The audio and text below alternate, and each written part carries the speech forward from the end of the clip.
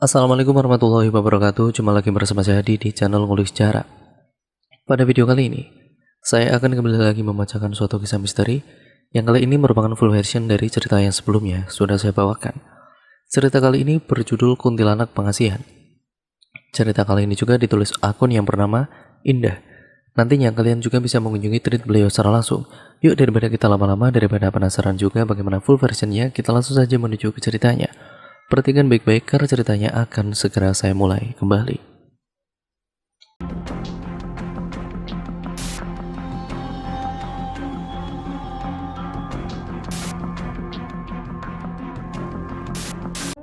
Yang sabar ya bu, semua akan segera berakhir, kata pria tua bernama Legiman pada istrinya.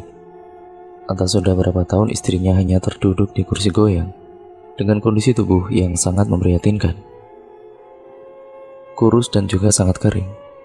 Belum lagi beberapa bagian kakinya dan tangannya dihiasi oleh borok yang sudah membusuk hingga ke tulang.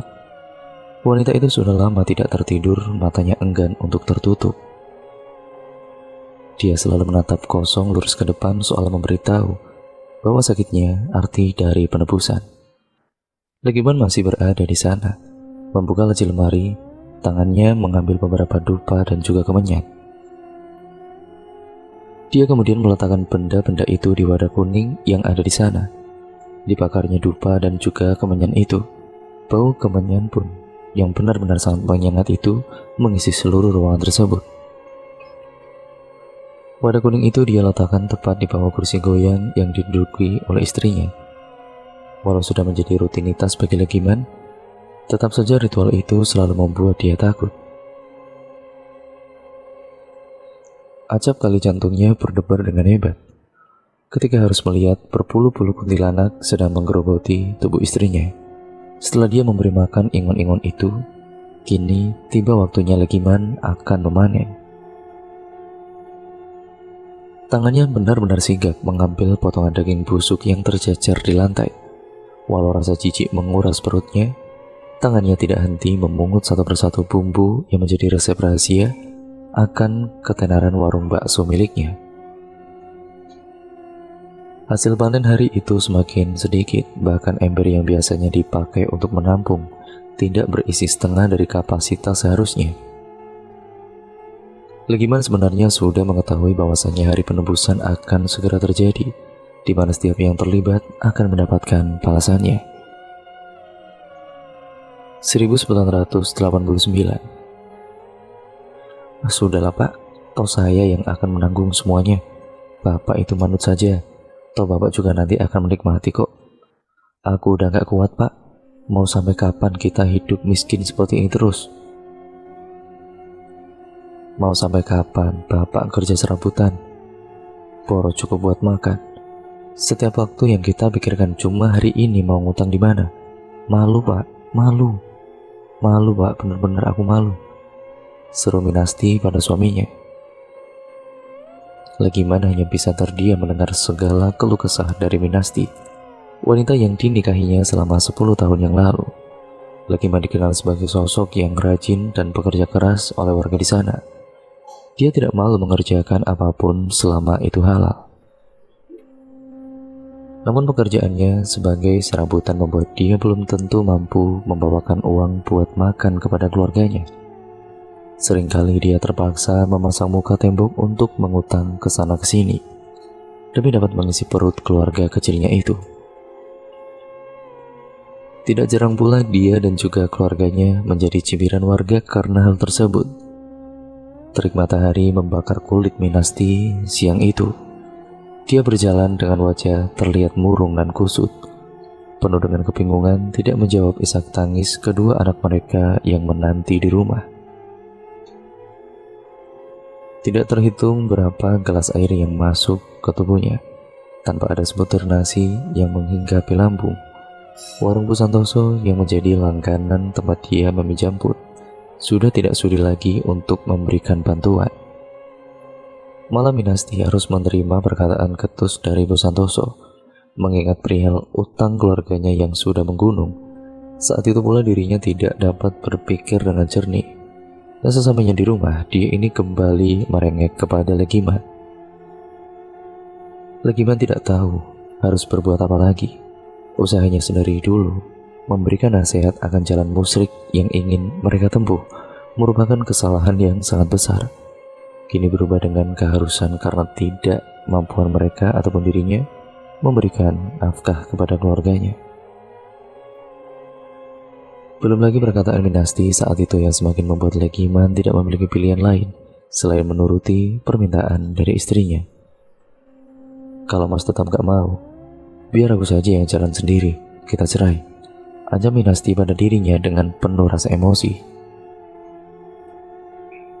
Berbekal dana utangan yang dipinjam Legiman kepada Lintah Darat, saat itu juga mereka berangkat menuju ujung Jawa, guna menemui seorang yang kelak mampu merubah nasib mereka secara instan. Menemui seseorang yang disebut, ya kita sebut saja namanya Ki Petir, oleh warga di sana. Sosok yang terkenal akan kekuatan supranaturalnya dalam perantara atau pengantar yang akan menjadikan akses kesesatan manusia untuk menempuh jalan pintas yang dianggap sangat pantas. Ki Petir bukanlah orang yang suka berbahasa basi. Gaya bicaranya tegas seolah ingin memberitahukan siapa dirinya. Belum juga kami berbicara akan maksud dan tujuan kami ke sana, Ki Petir itu sudah menyebut kami dengan omongan yang sangat pedas. Ada lagi makhluk biadab yang siap untuk jadi budak kesesatan, serunya sembari menertawakan kami. Setelahnya semua terkumpul, dia pergi meninggalkan Minasti sendirian di kamar. Langkahnya tergesa-gesa menuju dapur. Sesamanya di sana, dia terlihat sibuk mencampur daging busuk itu ke dalam adonan yang siang nanti akan menjadi menu andalan di 4 warung miliknya. Dia harus sigap menyatukan adonan, karena bila subuh sudah berakhir, daging busuk itu tidak akan memberikan efek magic pada dagangannya. Jam 8 pagi, Legiman sudah pergi mengantarkan adonan ke 4 warung miliknya. Sesamanya di sana, karyawan Legiman akan langsung mengambil adonan dan mulai bekerja membuat bakso. Dan keempat warung Legiman memiliki waktu buka yang sama, harus tepat di jam 12 siang. 2 bulan sudah bisnis Legiman sedikit goyang. Persaingan bisnis yang ketat dengan gaya milenial mulai menjadi pilihan konsumen. Legiman sudah tentu mengikuti permintaan pasar, warungnya disulap lebih bernuansa modern. Namun kunci kesuksesan Legiman bukanlah pada konsep. Dia menyadari sudah tidak lagi dapat memproduksi bakso sebanyak dulu. Semakin sedikitnya pasokan daging busuk yang diperah dari Sari Pati istrinya, membuat pasokan bakso menjadi sangat minim. Pernah dia mencoba mengakali dengan menyediakan bakso halal di salah satu gerai miliknya, tapi benar-benar malah sepi. Bahkan pernah dalam sehari tidak ada seorang pun konsumen yang membeli baksonya di situ. Kalau kamu mau, aku bisa memberikan pengasihan untuk melancarkan usahamu. Kalian pun tidak perlu mencari tumbal di setiap tahunnya. Apa benar, Ki? Tanya kami dengan penuh antusias. Benar, tapi ingat, garis keturunan kalian wajib terus memelihara ingon itu, katanya mulai serius. Bila nanti kalian berkhianat, jangan harap keturunanmu akan selamat. Singkat ceritanya, segala syarat dan juga hal yang harus dilakukan telah kami sepakati. Ki Petir juga tidak menutupi apa yang akan terjadi bila kami melanggar perjanjian. Hanya saja orang tua sialan itu memang sangat jahanam. Selang dia memberitahukan syarat dan ritual apa yang harus kami lakukan, tiba waktunya dia membicarakan upah apa yang akan dia terima ketika penghasilan itu telah ditunaikan. Kami yang datang dengan bermodal dana pinjaman sudah pasti tidak dapat memberikan dia bayaran yang setimpal. Saat itu hanya janji manis yang bisa kami katakan, bahwasanya segala keuntungan yang akan kami dapat akan kami bagi rata dengan Ki Petir. Apa kalian menghinaku? Manusia setuaku sudah tidak membutuhkan uang. Bagaimana ya? Semua terserah kalian, terutama kamu, Giman. Aku meminta imbalan diperbolehkan menikmati istrimu selama proses ritual ini kita jalani, katanya sembari memandangi Minasti. Legiman kalap dia tidak dapat lagi menahan emosi melihat hal itu. Tangannya tepat mendarat di pipi karyawan wanita yang tidak mendengarkan arahannya. Buka sebelum jam 12. Sama saja dengan hanya menyiksa istrinya, karena sudah dipastikan dagang hari itu akan merugi. Semua karyawan merasa heran melihat ulah Legiman yang terlalu berlebihan. Bukannya mengapresiasi karyawan yang giat dalam bekerja, malah perilaku buruk yang mereka dapatkan. Mata karyawan tertegun dan takut. Tidak ada yang berani memandang dirinya. Legiman benar marah, wajahnya memerah. Dia langsung berdiri hendak melayangkan bogem mentah ke arah Ki Petir. Baru juga badan bangun, tangan Minasti langsung merangkuknya. "Sudahlah mas, ikhlaskan saja," katanya mendayu-dayu. Legiman tidak tahu harus berbuat apa lagi. Dia sudah pasti tidak akan ikhlas melihat istri tercintanya dicicipi pria lain. Namun tidak ada cara untuk menyadarkan Minasti. "Benar kita miskin, tapi dek..." Wajah Minasti terlihat sedih dan Minasti menangis. "Aku ikhlas," katanya kembali memohon. Saat itulah kali pertama sumpah serapah kepada Sang Pencipta terucap dari mulut Legiman. Hatinya hancur menyimpan dendam yang teramat sangat atas segala musibah yang terjadi. Malam itu dia tidak menentang permintaan Minasti, namun Legiman pun tidak mengiyakan. "Serah, apa mau kalian?" katanya seraya meninggalkan Minasti dan Ki Petir. Pikirannya kacau, membayangkan apa yang istrinya dan jahanam itu lakukan saat ini. Legiman hanya menghabiskan waktu di teras rumah Ki Petir. Angin yang berhembus dingin malam itu tidak lagi dia rasakan. Jiwanya sudah terasa panas. Ya, genggaman tangan memeluk dia dari belakang. Pelukan itu erat terasa melingkar di tubuh Legiman.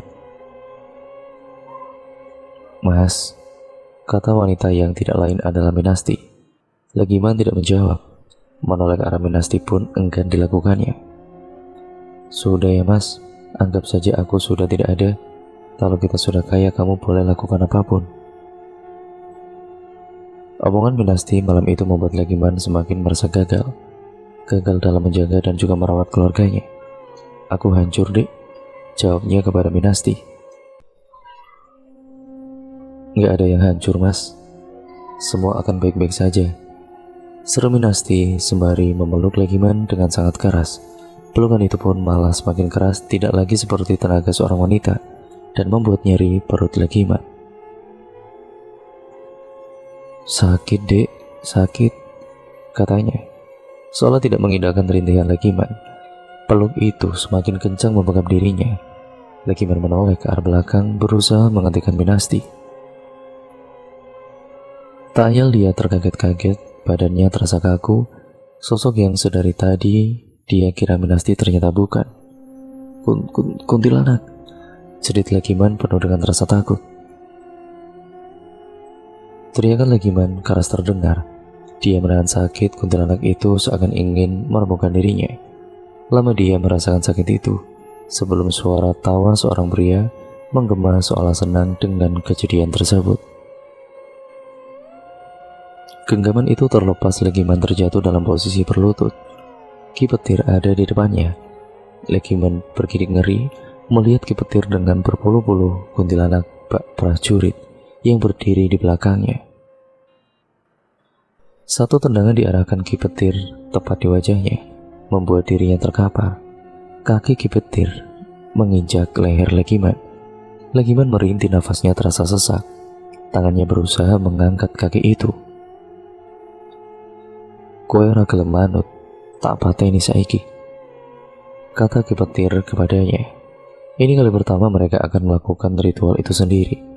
Minasti berbaring di atas ranjang, wajahnya terlihat murung, seakan ragu untuk melanjutkan.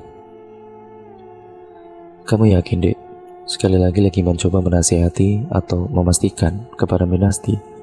Minasti menarik nafas panjang dan mencoba meredam rasa takutnya. "Yakin mas?" tegas dia menjawab pertanyaan itu.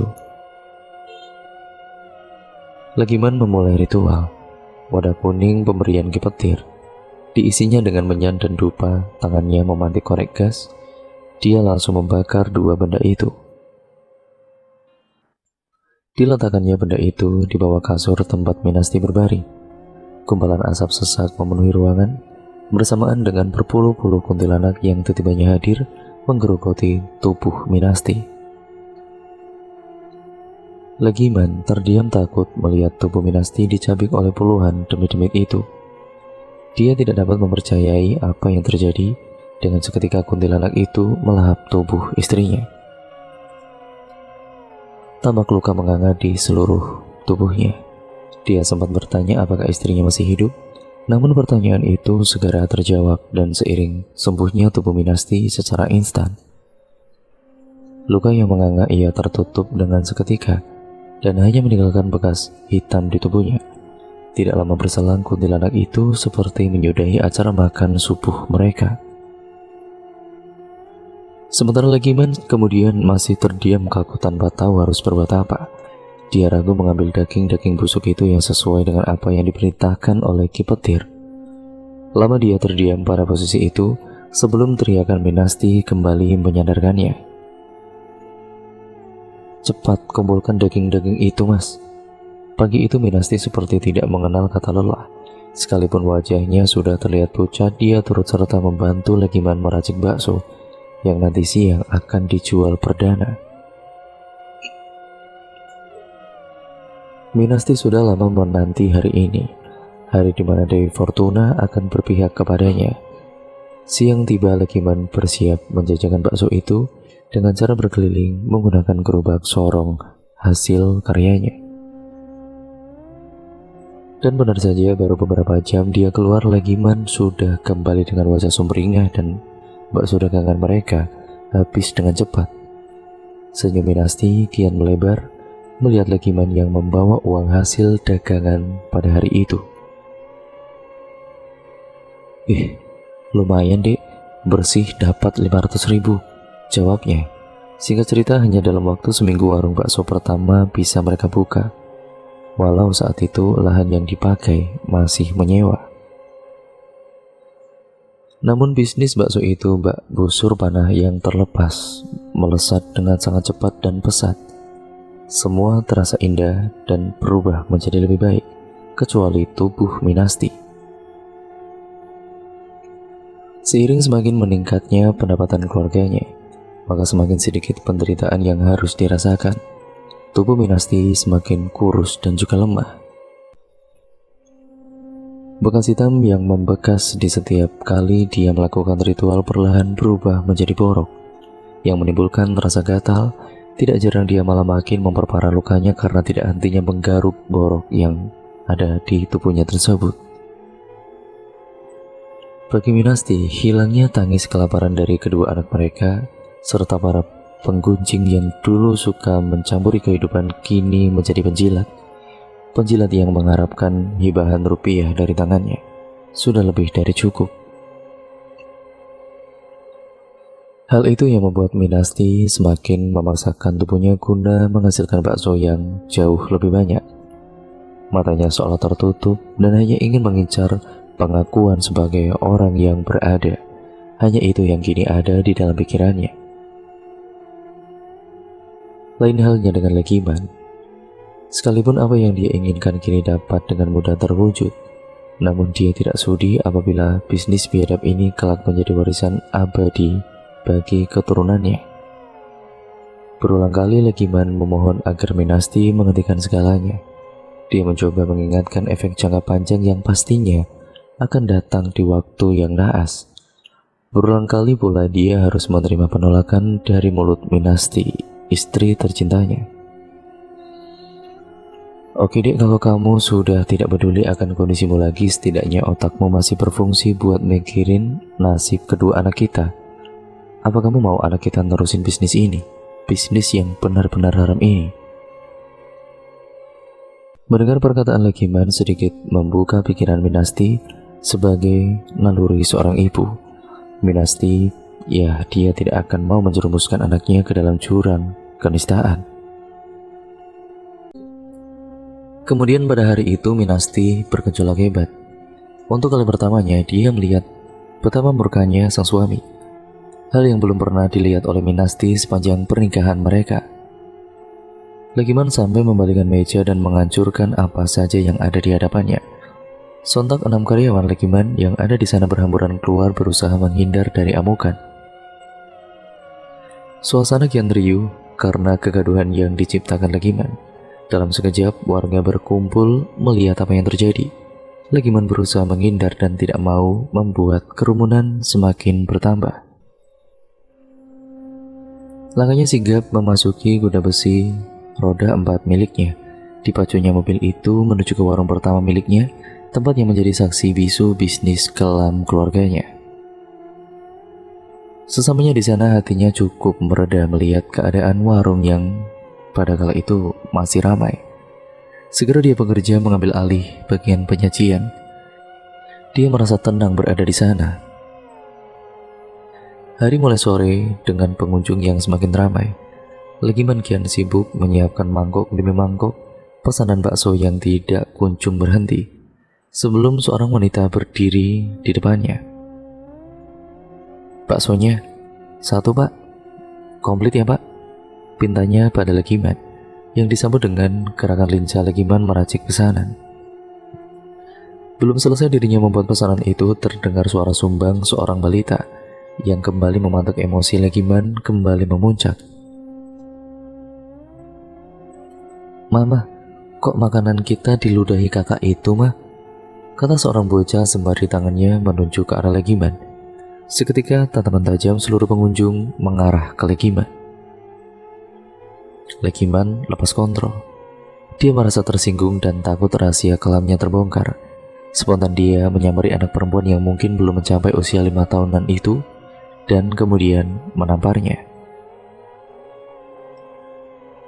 Tak ayal Legiman langsung menjadi bulan-bulanan pengunjung yang kesal akan kelakuan tidak terpuji itu. Bertubi-tubi pukulan bersarang di wajah dan tubuh tuanya. Legiman memelas.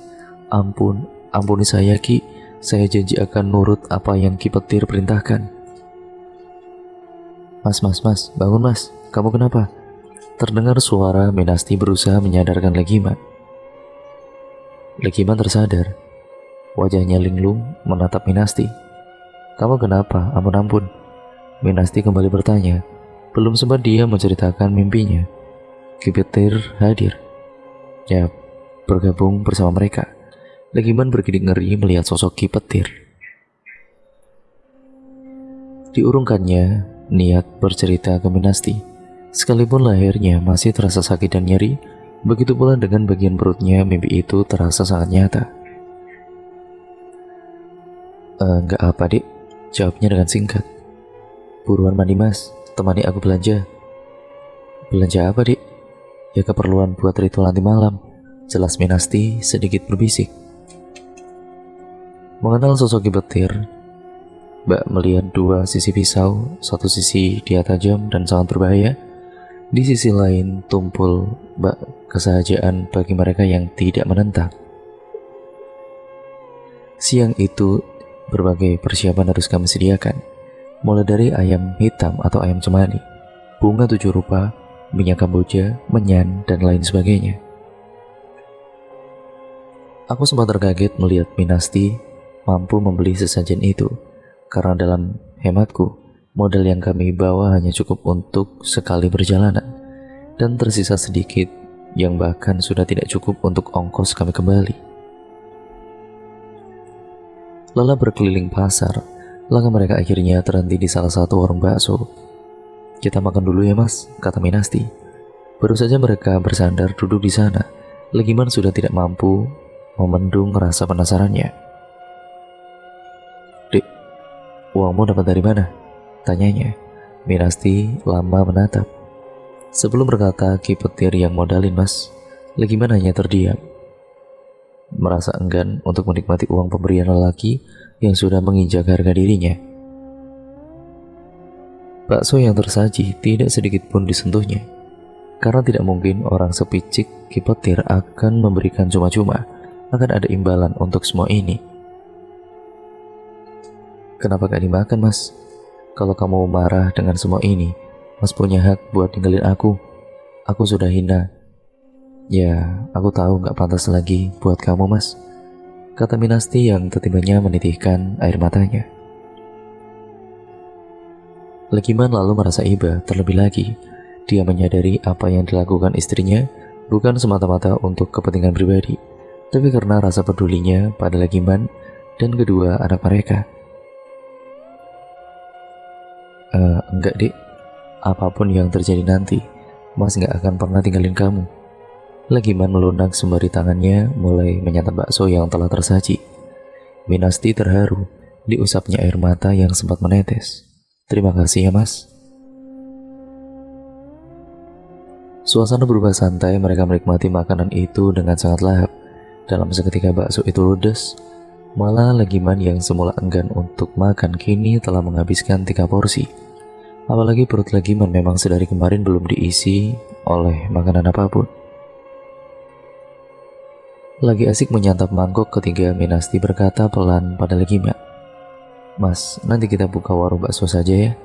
Legiman tersenyum. Dek, modal aja belum ada, pingin punya warung. Apalagi kamu kan gak pintar buat bakso. Candanya sedikit menyinggung.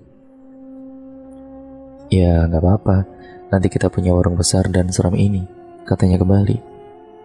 Mas tahu gak kalau pemilik warung ini juga melakukan pengasihan kepada Ki Petir.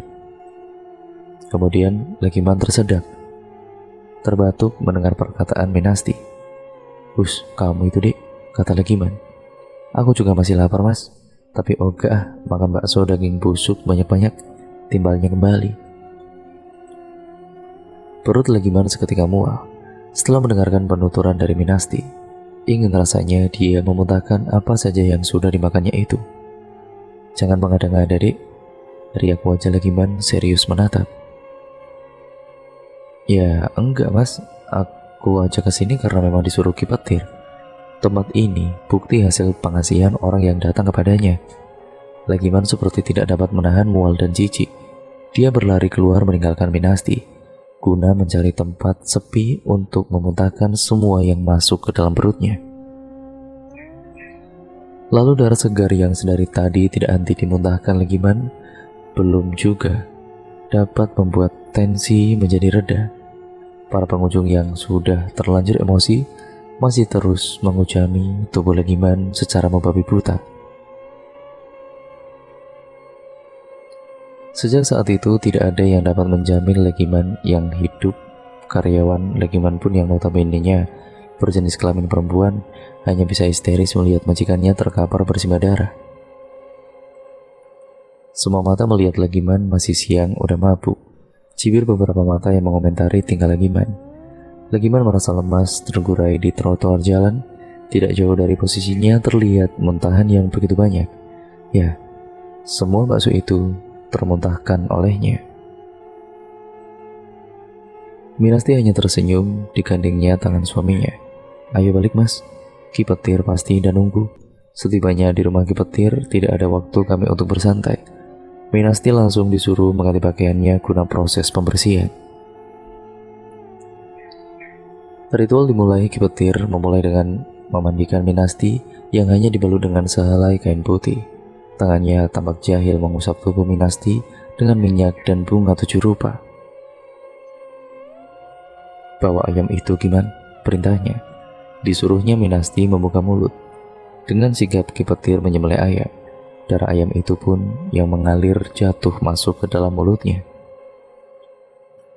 Minasti kemudian tersedak, merasakan rasa amis. Dipaksanya tetap bertahan dan menelan habis semua darah itu. Seketika mangkuk kuning keemasan yang berisi menyan dan dupa tersambar. Ya, api keluar dari sana. Asap melambung tinggi bersama dengan mulut Ki Petir yang masih melafalkan mantra. Legiman melihat istrinya menggelinjang, badannya meronta dengan gerangan yang sangat melengking. Wah, Minasti terbangun. Matanya melotot dengan rambut yang sangat acak-acakan. Wajahnya sangat mengerikan layaknya kuntilanak. Samar terlihat beberapa kuntilanak seperti terbang masuk ke tubuh Minasti. Tidak hanya satu, tapi 10 kuntilanak merasuki dirinya. Minasti mengerang hebat dan seperti tubuhnya sedang menyesuaikan tempat bagi para tamu yang bersemayam. Wajah Minasti semakin tidak karuan, hitam gosong dengan bola mata yang hampir seluruhnya berwarna putih. Semerbak harum bunga Kamboja juga kental tercium seiring dengan banyaknya kuntilanak yang diundang malam itu. Legiman terdiam dengan keringat yang membasahi tubuhnya. Matanya tidak dapat berkedip menyaksikan peristiwa itu. Dia tidak pernah berpikir mereka akan melakukan hal segila ini. Malam itu, kamar sempit tempat mereka bernaung terasa penuh. Semua mengambil perannya masing-masing, kecuali Legiman. Di saat banyak tamu tidak diundang ingin turut serta merasuki Minasti, Ki Petir dengan cekatan menghadang gerombolan demit yang tidak diundang itu. Bukan hanya kuntilanak, genderuwo, siluman ular, atau apapun nama mereka, seolah sangat tertarik dengan aroma Minasti. Jelas di hadapan Legiman, semua makhluk itu hadir berperang melawan Ki Petir demi mendapatkan tubuh Minasti. Sementara Legiman hanya dapat menonton. Satu yang dipahami bahwasanya dia hanya akan menjadi beban bagi Ki Petir. Celananya telah basah oleh air seni yang mengalir. Didapatinya kumpulan demit itu menuju kepadanya, seolah mengalihkan mangsa karena tidak mampu melawan Ki Petir. Brak! Wah! Suara Legiman bergema. Dia terasuki oleh salah satu demit yang hadir pada saat itu. Cah semprul, lanang ora kowe. Celoteh Ki Petir dengan kesal melihat Legiman yang malah kerasukan demit baik ke Legiman maupun Minasti. Tidak tahu apa yang setelah itu terjadi. Mereka terbangun kala matahari sudah berada tepat di atas kepala. Mereka terheran melihat betapa amburadulnya ruangan itu. Belum lagi darah yang berceceran. Legiman dan Minasti saling memandang tubuh satu sama lain, guna memastikan asal dari darah itu. Ki Petir di mana? Kata Minasti dengan khawatir. Ya, bahwasanya tidak ada di antara mereka yang terluka, dan kemungkinan Ki Petirlah yang mengeluarkan darah sebanyak itu. Siang itu mereka mendapati keberadaan Ki Petir di depan teras rumah. Walau tangannya sudah bergetar, dia tetap mengisap sebatang rokok. Aki, nggak apa-apa kan? Tanya Minasti. Legiman sedikit cemburu melihat istrinya begitu khawatir dengan keadaan Ki Petir. Aku sudah terlalu tua, katanya pada mereka. Lebih lanjut, Ki Petir mengatakan, bersabarlah. 2 ritual lagi kalian akan mendapatkan apa yang kalian inginkan. Semoga tubuhmu kuat menjadi rumah baru untuk 40 ingon-ingon itu, ucapnya sembari melihat ke arah Minasti. Malam tiba bersama dengan suara anjing yang melolong. Mereka bertiga kembali berkumpul untuk bersekutu, menyembah mereka yang mungkar. Kiman, pakai ini, kata Ki Petir sembari memberikan kalung kepadanya. Belajar dari kejadian yang semalam, Ki Petir seperti tidak ingin mengulangi kesalahan yang sama. Kemarin Ki Petir hampir saja mati karena menghadapi demit yang merasuki Kiman. Tidak ada tata cara perubahan dari ritual itu. Hampir sama dengan apa yang terjadi semalam, Legiman kembali harus melihat tubuh istrinya terus dipaksakan menjadi rumah baru bagi gerombolan kuntilanak yang nantinya akan menjadi peliharaan keluarga mereka. Ritual kedua berjalan mulus, tidak ada gangguan yang terjadi. Hanya saja bagi Legiman, ritual kali ini lebih menyeramkan daripada apa yang semalam terjadi kepadanya. Selagi ingon-ingon itu merasuki Minasti, saat itu pula Ki Petir kembali menagih imbalannya. Di depan Legiman, Ki Petir menggauli istri tercintanya. Ya, kalau saja Legiman tidak berjanji kepada Minasti, ingin rasanya dia mencabik tubuh Ki Petir sampai mati. Tibalah mereka di hari ketiga, hari di mana ritual ini menemui puncaknya. Sukma Minasti harus menaklukkan demit kuntilanak demi menyempurnakan pengasihan itu. Sebilah keris dengan ukiran menawan diberikan Ki Petir kepada Legiman. "Pegang ini Giman," serunya dengan wajah serius. "Keris itu wajib kamu tusukkan bila nanti istrimu tidak bisa kembali." "Maksudnya gimana Ki?" Legiman dan Minasti terheran. Raut wajah mereka memucat karena tidak ada bahasan bahwa ritual ini bisa membuat nyawa Minasti melayang. Hari ini sisa dari demit itu akan menyempurnakan pengasihan ini. Bila nanti kamu tidak dapat melawan, malah Sukmamu yang harus mencari tubuh baru. "Artinya Ki?" tanya Minasti memelas. "Kamu mati secara jiwa. Tubuh itu akan tetap hidup di bawah pengaruh ingon yang kau coba pelihara. Tahu artinya gimana? Kamu pastinya tidak mau membawa pulang yang tubuhnya istrimu, tapi jiwanya hanyalah demit yang tidak berguna," pungkas Ki Petir menjelaskan. Minasti hanya bisa pasrah, berharap dia mampu melewati malam itu. Sudah tidak mungkin baginya mundur. Bagi Minasti lebih baik mati daripada pulang dengan rasa malu dan hina yang kini melekat pada dirinya. Baru sebentar mulut Ki Petir mengucapkan jambi-jambi alam seperti menentang. Angin berhembus kencang bertiup ke arah kami. Sontak semuanya yang ada di dalam ruangan luluh lantah, termasuk Minasti dan juga Legiman. Hanya Ki Petir yang masih berdiri, walaupun ia beberapa kali kakinya melangkah mundur. Tidak kuat menahan hentakan angin yang datang bak puting beliung. Minasti kembali kejang menahan demit yang ingin bersarang. Tubuhnya terbang, tawa mengerikan terucap dari mulutnya. Suara ledakan keras menghantam atap rumah Ki Petir. Tampak jelas banyak bola api berterbangan menuju masuk menyerang kami. Beragam demit kembali hadir, bak tamu yang tidak diundang. "Giman, jangan diam. Tangkap tubuh Minasti," perintah Ki Petir. Legiman berlari. Diraihnya kaki Minasti turun kembali ke tanah. Tangannya kuat menahan rontaan dari Minasti. Sakit mas," terdengar sayup suara Minasti. Legiman mengurangi genggamannya. Ki Petir kemudian berteriak-teriak pada kala itu. Genggam erat Giman. Tubuh itu masih demit biadab. Legiman terkaget melihat apa yang dipeluk erat olehnya merupakan perwujudan Minasti yang sudah menjadi kuntilanak. Minasti sungguh sudah menyatu dengan ingon-ingon itu. Wajahnya sangat mengerikan. Legiman bergidik, rasa takut kembali menyelimuti dirinya.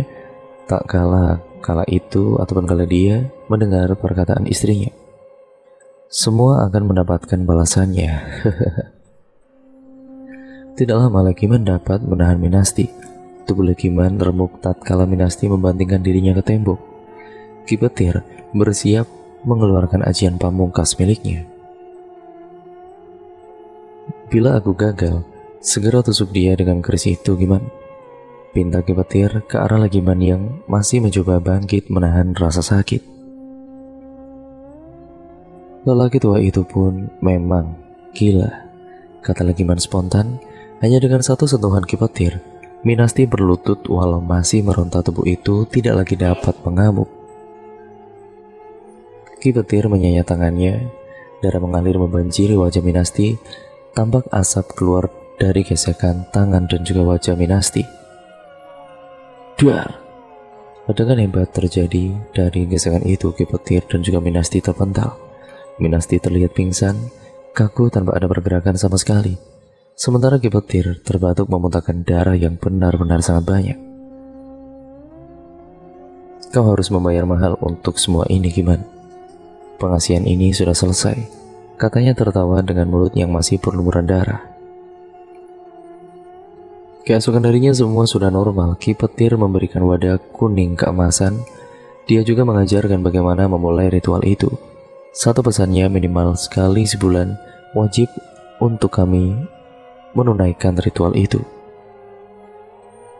Kami tidak langsung pulang di hari itu. Sehari lagi kami terpaksa menginap karena Ki Petir kembali menagih imbalan.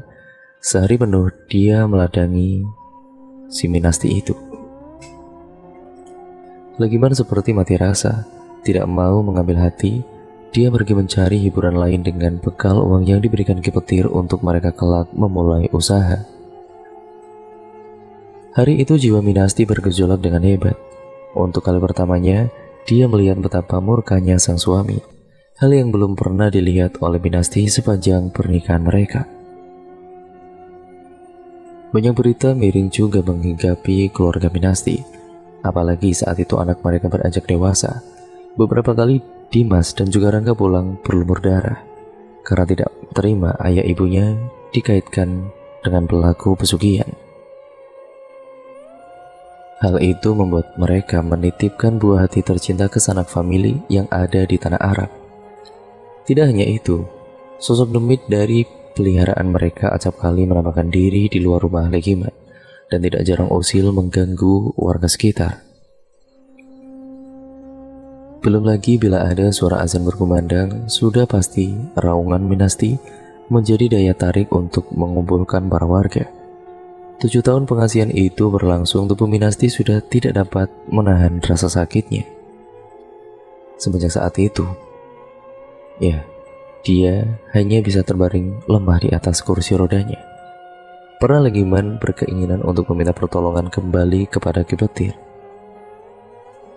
Sayangnya usaha Legiman membawa Minasti ke sana sia-sia. Dari info yang berasal dari warga, Ki Petir ternyata sudah 4 tahun yang lalu telah meninggal dunia.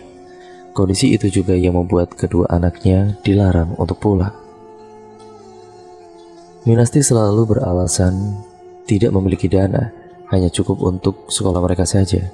Pinta Minasti agar mereka serius belajar dan rajin beribadah, ya nantinya kalau sudah tamat sekolah baru mereka diizinkan untuk kembali. Karyawan Legiman yang notabene berjenis kelamin perempuan hanya bisa histeris melihat majikannya terkapar bersimbah darah. Singkat ceritanya, Legiman masih terselamatkan. Dia dilarikan ke rumah sakit dan mendapatkan perawatan total. Namun selang dirinya sadar, dia kemudian memaksakan diri kabur dari rumah sakit. Semua harus diakhiri, katanya dalam hati. Sore itu dengan kondisi yang masih lemah dan tertatih, Legiman kembali ke rumah, diambilnya secari kertas. Legiman pada kali itu menuliskan permohonan maaf dan kisah ini secara lengkap. Kertas itu dititipkannya kepada salah satu sanak saudara dan meminta agar dapat dikirimkan kepada Dimas ataupun Rangga. Legiman memandangi Minasti yang tersenyum padanya. Alunan denting suara hati membawa mereka kembali ke jejak kehidupan, di mana mereka pertama kali bertemu merasakan cinta tubuh tanpa ada syarat yang membelenggu. Cerita itu kembali mereka abadikan untuk terakhir kalinya. Legiman memeluk Minasti menceritakan kembali kisah lama yang membuat mereka berdua berlinang air mata. Tanpa harus dijelaskan lagi, Minasti paham betul bahwa peluk dan juga cerita ini akan menjadi penutup ajal yang telah menanti. Diciumnya wajah istrinya untuk terakhir kalinya, penuh dengan air mata, kemudian ditancapkannya sebilah pisau ke arah perut Minasti. Tetes air mata juga mengalir di wajah Minasti. "Terima kasih mas," ucapnya dengan penuh rasa haru. Matanya pelan tertutup seiring aliran udara yang tidak lagi terhirup olehnya. Minasti mengembuskan nafas terakhirnya di pelukan orang yang disayangnya. Legiman kemudian mengambil segala berhala ritual itu. Dikumpulkannya semuanya tepat di bawah Minasti. Langkahnya keluar pergi dari ruangan itu. Tidak lama berselang dia membawa satu trigen berisikan bensin. Kemudian dituangkannya ke badannya serta ke setiap sudut ruangan, termasuk tubuh istrinya. Legiman kembali tersenyum, hatinya merasa puas melihat kumpulan kuntilanak yang sudah berbaris di hadapannya. Mereka seperti mengutuk apa yang diperbuat oleh Legiman.